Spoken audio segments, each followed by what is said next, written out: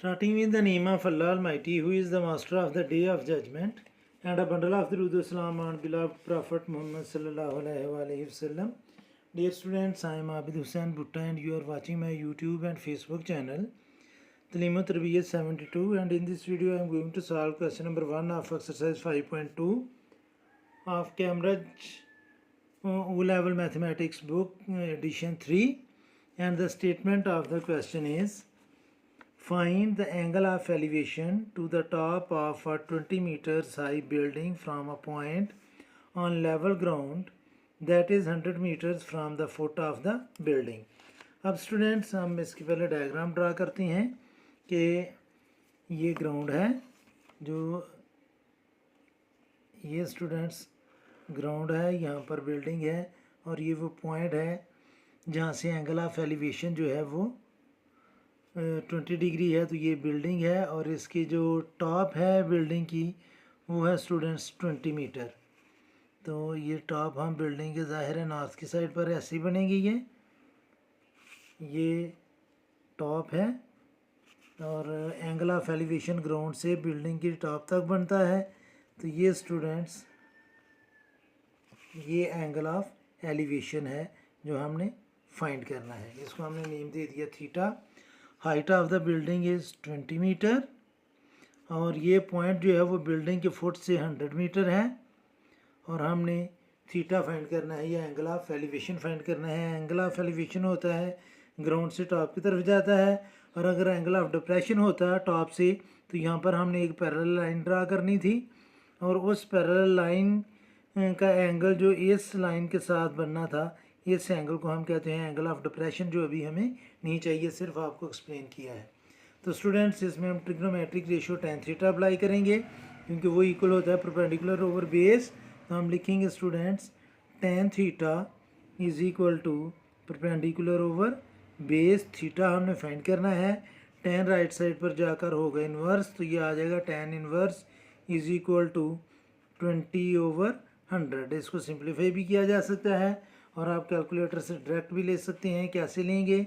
Shift tan press करेंगे और आगे ब्रैकेट में आप लिखेंगे 20/100 और ब्रैकेट को क्लोज कर लेंगे। तो ये एंगल ऑफ एलिवेशन आ गया है स्टूडेंट्स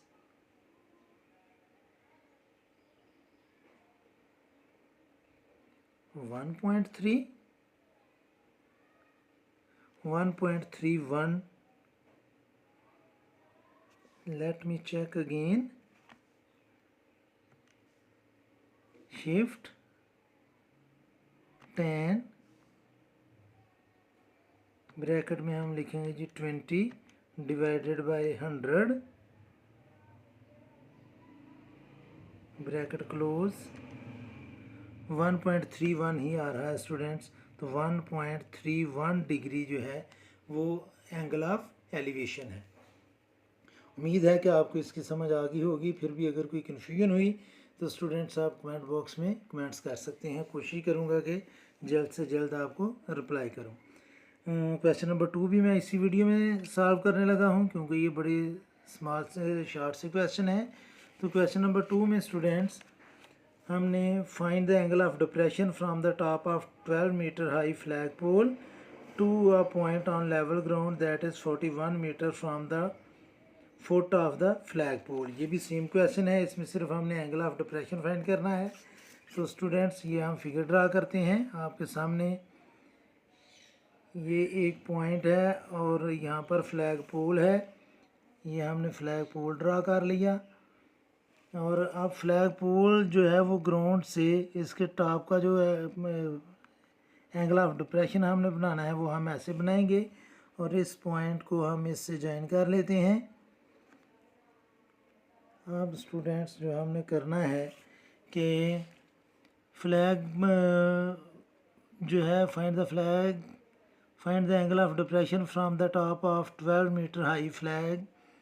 तो ये स्टूडेंट्स 12 मीटर है और ये 41 है, ये राइट एंगल है और ये एंगल ऑफ डिप्रेशन है जो हमने फाइंड करना है।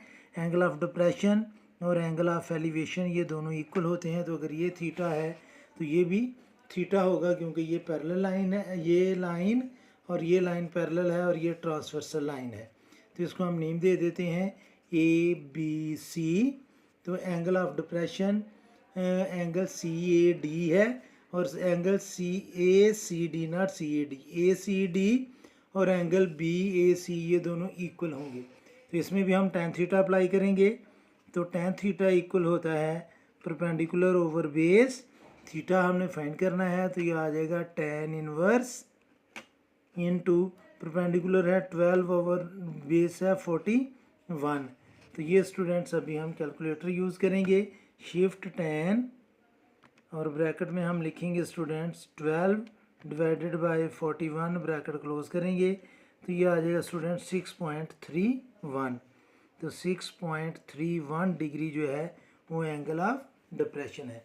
उम्मीद है स्टूडेंट्स कि आपको इन क्वेश्चंस की समझ आ गई होगी। फिर भी अगर कोई कन्फ्यूजन हुई तो आप कमेंट बॉक्स में कमेंट्स कर सकते हैं। कोशिश करूँगा कि जल्द से जल्द आपको रिप्लाई करूँ और हर में हमेशा की तरह अल्लाह से दुआ करूँगा कि आप सब हमेशा खुश रहें और ज़िंदगी के हर मैदान में कामयाब हों। आमीन। अल्लाह हाफिज़।